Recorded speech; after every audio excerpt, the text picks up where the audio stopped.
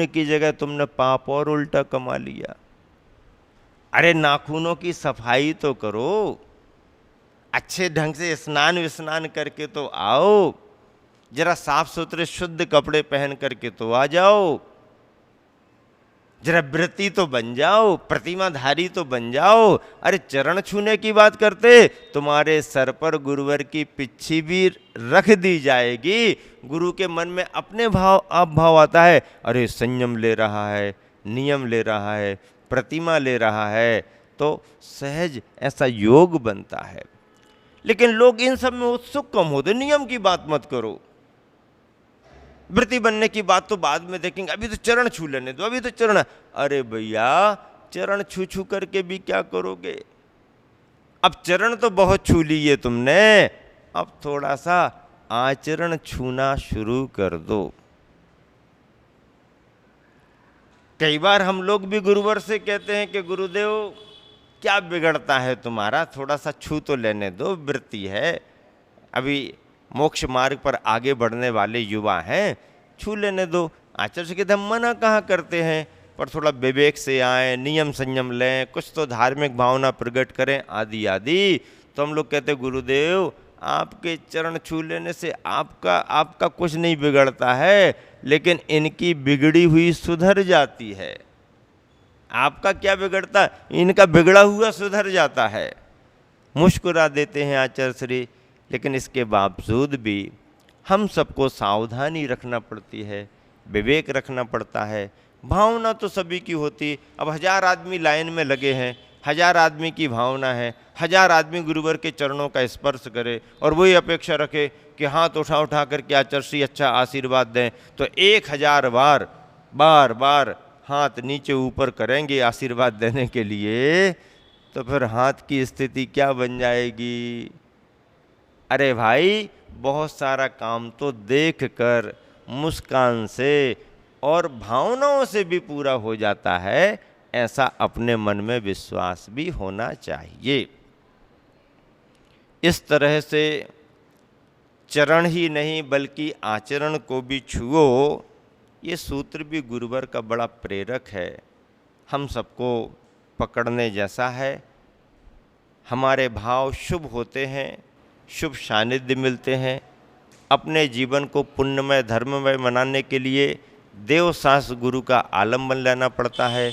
देवशास्त्र गुरु के माध्यम से हमारे मन में शुभ भावनाएं आती हैं और वही शुभ भावनाएं हमारे उज्ज्वल भविष्य को बनाने वाली हैं, क्योंकि हमारे मन के शुभ भाव समस्त संसारी प्राणियों के प्रति भी उज्ज्वल भविष्य की भावना करते हैं, कामना करते हैं। जैन परंपरा में तो पूजा के उपसंहार में एक अर्घ यूं चढ़ा दिया जाता है कि सभी का भला हो, सभी का भला हो, सभी को शांति हो, सभी को शांति हो, सभी का कल्याण हो, सभी का कल्याण हो। भगवान सभी का कल्याण हो, हमारा भी कल्याण हो, सबका भी कल्याण हो। इस भाव से विश्व शांति की कामना से एक अर्घ प्रतिदिन पूजा के रूप में अर्पित कर दिया जाता है। ऐसे शुभ भाव परिवार के प्रति, माता पिता के प्रति, कर्तव्य के प्रति, अपनी समाज के प्रति, अपने नगर के प्रति, अपने राष्ट्र के प्रति यदि हम एक जागरूकता के नाते राष्ट्र समृद्धि के लिए, राष्ट्र रक्षा के लिए यदि भाव करते हैं, तो ये अच्छे भाव, शुभ भाव हमारे उज्ज्वल भविष्य के परिचायक हैं। हमारी तुम्हारी सबकी भावनाएं मिलकर के राष्ट्र को समृद्धमय बनाते हैं, राष्ट्र को प्रगतिशील बनाते हैं, राष्ट्र की पहचान बनाते हैं। भाव हमारे शुभ होना चाहिए। मति हमारी अच्छी होती है तो उसकी परिणति भी अच्छी होती है, और सद्भावना, शुभ भावना का प्रभाव पड़ता ही है। विज्ञान ने इसे बहुत अच्छे रूप में स्वीकार कर लिया है कि अपने भावों का प्रभाव प्राणियों पर तो पड़ता ही पड़ता है, प्रकृति पर भी पड़ता है, पाषाणों पर भी पड़ता है। अपने भावों का प्रभाव, अच्छे भावों का भी प्रभाव पड़ता है, बुरे भावों का भी प्रभाव पड़ता है। और इसी को जैन विज्ञान ने लेश्या कहा है। लेश्या कसाय से अनुरंजित योगों की प्रवृत्ति होती है, और वह लेश्या जब अशुभ रूप में होती है तो फिर अशुभ फलदायी होती है, शुभ रूप में आती है तो फिर शुभ फलदायी होती है। इस तरह से यह विषय गुरुवर आचार्य ने जो रखा है कि जैसी मति होती है वैसी नियम रूप से गति होती, जैसी गति होती है वैसी सुनो नियम से मति होती। अभाव मति का जब होता है, गति का अभाव तब होता। अभाव मति गति का होने से प्रकटित स्वभाव अब होता। इस तरह आप सभी ने धर्म लाभ लिया, और मैं समझता हूँ कि इन दिनों में ग्रीष्म काल जो चल रहा है, गर्मी अपने तपन को लेकर के आगे बढ़ रही है, लेकिन तपन की चिंता इसलिए नहीं कि जिनवानी का अमृत रस हमारे को तुम्हारे को सबको मिल रहा है। और ऐसे समय में जब समाज भी स्वाध्याय के रूप में जिनवानी का लाभ ले रही है, तो जिस जगह पर जिस नगर में है वहाँ के बंधु तो लाभ ले ही रहे हैं, बल्कि गर्मियों में बाहर से भी आकर के कुछ युवा संघ की बैयावृत्ति में लगे हुए हैं और स्वाध्याय का लाभ ले रहे हैं। इतने दिनों में इन लोगों ने जो बैयावृत्ति की है, आहारचर्या संबंधी, आवागमन संबंधी, विहार संबंधी जो सहयोग दिया है, उन्होंने निस्वार्थ भाव से दिया है। कोई उनका स्वार्थ नहीं है, वो तो अपना कर्तव्य मानते हैं, और इस कर्तव्य के कारण ही वो समय समय पर जब भी अनुकूलता बनती है, जब भी स्कूली अवकाश मिलता है तो आ जाते हैं। चतुर्मासों में भी आते हैं, गर्मी के समय में भी आते हैं, बिहार के समय भी आते हैं, कहीं पर प्रवास हो तो वहाँ भी आ जाते हैं। और इस समय यहाँ पर थांदला में रह कर के जो सहयोग किया है, उन सभी युवाओं के लिए, कार्यकर्ताओं, बच्चों के लिए हम दोनों महाराज जियों का बहुत बहुत आशीर्वाद है। और जब वह जिनवानी का लाभ ले ही रहे हैं तो मैं भी चाहता हूँ कि वह सभी जिनवानी को भेंट करके और ऐसा आशीर्वाद लें ताकि ऐसा ही जिनवानी का लाभ उनको मिलता रहे और उनके अपने जीवन में भी ज्ञान बढ़ता रहे, और ऐसा ही उनका जीवन अच्छा महान गुरु सेवा में आगे निकलता रहे, बढ़ता रहे। तो सभी क्षयों के लिए बहुत बहुत आशीर्वाद, और सभी जन अभी मिल कर के जिनवानी यहाँ पर हमको भेंट करेंगे, और मैं उन सभी को बहुत बहुत आशीर्वाद देता हूँ। ये उनकी सेवा का ही प्रभाव है कि जो मेरे मन में इस प्रवचन श्रृंखला में उनसे जिनवानी स्वीकार करने का, उन्हें शास्त्र भेंट करने का अवसर दिया जा रहा है। बहुत बहुत आशीर्वाद। आप सभी मिल कर के शास्त्र भेंट करें। महावीर भगवान की जय। एक संत अपनी अंतर साधना करते हुए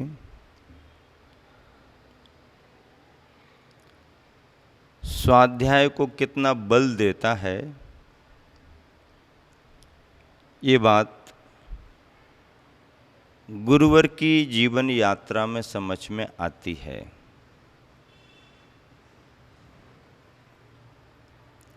हमें ऐसा लगता है कि गुरुवर बाहर से बहुत कम बोलते हैं, मौन भी रहते हैं।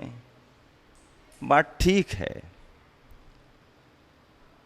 लेकिन साधक बाहर से नहीं बोलता, इसका मतलब उनका तत्व चिंतन, विचार मंथन नहीं चल रहा है, ऐसा भी नहीं है। विचार मंथन तो उनका निरंतर चलता रहता है, तर्क और वितर्क तो चलते ही रहते हैं। स्वयं में प्रश्नों का आना और उन प्रश्नों का समाधान खोजना संत के जीवन में अन्वेषण का क्रम चलता रहता है। संस्कृत और हिंदी के साहित्य में गुरुवर आचार्य श्री ने मूल आचार्यों के ग्रंथों के बहुत अनुवाद भी किए। कुंद कुंद वाङ्मय का तो पूरा अनुवाद कर दिया। समंतभद्र महाराज जी के साहित्य को, पूज्यपाद स्वामी के साहित्य को गुरुवर ने बहुत आत्मसात किया है।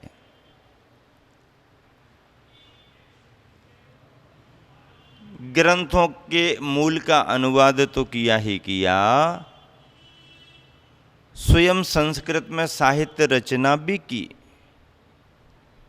स्वयं ग्रंथों के अनुवाद के साथ स्वतंत्र पद्यानुवाद भी किए हैं, स्वतंत्र काव्य रचनाएं भी की हैं। और इसीलिए गुरुवर ज्ञान के धनी माने जाते हैं। साधना की ऊंचाइयां गुरुवर के जीवन में जितनी गहरी हैं, साधना की ऊंचाइयां गुरुवर ने जितनी उच्च कोटि की प्राप्ति की है, ज्ञान की गहराई भी गुरुवर ने उसी हिसाब से प्राप्त की है। सुनीति शतक अपने आप में एक बहुत ही आनंददायी ग्रंथ है, और मैं तो इसको बार बार पढ़ता हूँ, आनंद के साथ पढ़ता हूँ, प्रेरणा लोगों को देता हूँ कि एक बार पढ़ो, तो एक बार उनके पद्यों का पाठ तो करो। कल के दिन सुखों की चर्चा चली थी, कौन सा सुख, कौन सी गति, कौन सी आभा, कौन सा ज्ञान श्रेष्ठतम है, एक नीति में बात रखी गई। अगली नीति में मति और गति को लेकर के बहुत अच्छा तालमेल, सामंजस्य बताया। हमारी जैसी मति वैसी गति, जैसी गति वैसी मति, और गति और मति का अभाव यदि होगा तो फिर हमारे को पंचम गति, सिद्ध गति की प्राप्ति होती है। बार बार मैं सोचता हूँ कि इतनी गहराई से गुरुवर की ये चिंतन, ये विचार कैसे आते रहते हैं। धर्म की भावनाओं में सिद्धांत और अध्यात्म का पुट, दार्शनिक गहराई, लोक व्यवहार के उदाहरण, सहज सरल भाषा में प्रतिपादन, अपने आप में गुरुवर की प्रवचन कला का वैशिष्ट्य है। और ये वैशिष्ट्य सभी में सहज नहीं, ऐसा वैशिष्ट्य आना किसी संत साधक विशेष को होता है। आज की नीति में गुरुवर आचार्य श्री कह रहे हैं, जलाश्रिता मंजुल वीचि माला, स्तंभाश्रितम तद्भौतम यथास्तु, ज्ञानादयो ये विनयाश्रिता स्युः, गुणास्तथा तेऽपि वृथान्यथा स्युः। जलाश्रिता मंजुल वीचि माला, बहुत अच्छी बात कही। जल के आश्रित जिस प्रकार मनोहर तरंगों की संतति होती है, जल में उठने वाली लहरों का आधार जल होता है। जल यदि नहीं है तो लहरों का जीवन नहीं है। लहरों का जीवन जल के माध्यम से ही है। जल है तो लहरों का जीवन है। लहर जल के बिना रह कैसे सकती है भाई?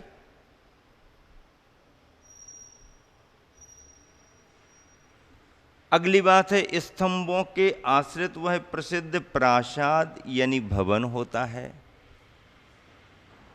भवन बहुत सुंदर है, लेकिन उस भवन का आधार क्या है? भवन का आधार स्तंभ है। स्तंभ है तो भवन है। पिलर नहीं है, खंबे नहीं है, स्तंभ नहीं है तो कोई भवन बनेगा क्या? भवन टिकेगा क्या? नहीं। स्तंभों के आश्रित भवन होते हैं। उसी प्रकार जो ज्ञानादिक गुण हैं वे सभी ज्ञानादि गुण विनय के आश्रित होते हैं। विनय है तो ज्ञानादिक गुण हमारे पास हैं, और विनय नहीं है तो विनय के बिना सभी प्रकार के गुण व्यर्थ हो जाते हैं। विनय बड़ी महत्वपूर्ण है। जिस प्रकार मनोहर तरंगों की संतति जल के आश्रित है, जिस प्रकार स्तंभों के आश्रित प्रासाद भवन हैं, ठीक इसी प्रकार जीव के अंदर जो ज्ञानादिक गुणों का विकास होता है, ज्ञानादिक गुण हैं, वे सब विनय के आश्रित रहते हैं, अन्यथा उनमें कोई विशेषता नहीं। तीन बातें यहाँ पर आईं और तीनों पर विचार करना इसलिए जरूरी है कि गुरुवर आचार्य श्री कह रहे हैं कि कुछ यदि है तो उसका आधार क्या है। आधार के बिना तो कुछ होता नहीं है, आधार आश्रय के बिना तो कुछ टिकता नहीं है।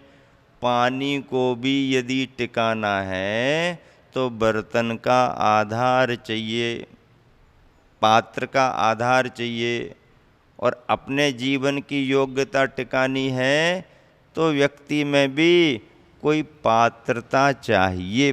पात्र और पात्रता के बिना जीवन टिकता ही नहीं। गुरुवर आचार्य ने मूक माटी में लिखा है कि पात्र है यानी बर्तन है तो पानी का जीवन टिकेगा, और अंदर पात्रता है तो प्राणी का जीवन टिकेगा। पात्रता के बिना किसी का जीवन टिकता नहीं। क्यों? क्योंकि सामान्य जीवन जीने वाले लोग तो बहुत होते हैं, पर योग्यता प्राप्त करें, योग्यता प्राप्त करके जीवन जिएं, विशेष गुणों का अर्जन करें, अपने गुणों को विकसित करें, बुराइयों को कम करें, अच्छाइयों को अपनाएं। यही तो व्यक्तित्व का विकास है। पर्सनालिटी डेवलपमेंट के चक्कर में तो बहुत लोग रहते हैं। पर्सनालिटी डेवलपमेंट करनी है तो फिर जिम जाएंगे, व्यायामशाला में जाएंगे, ये करेंगे वो करेंगे।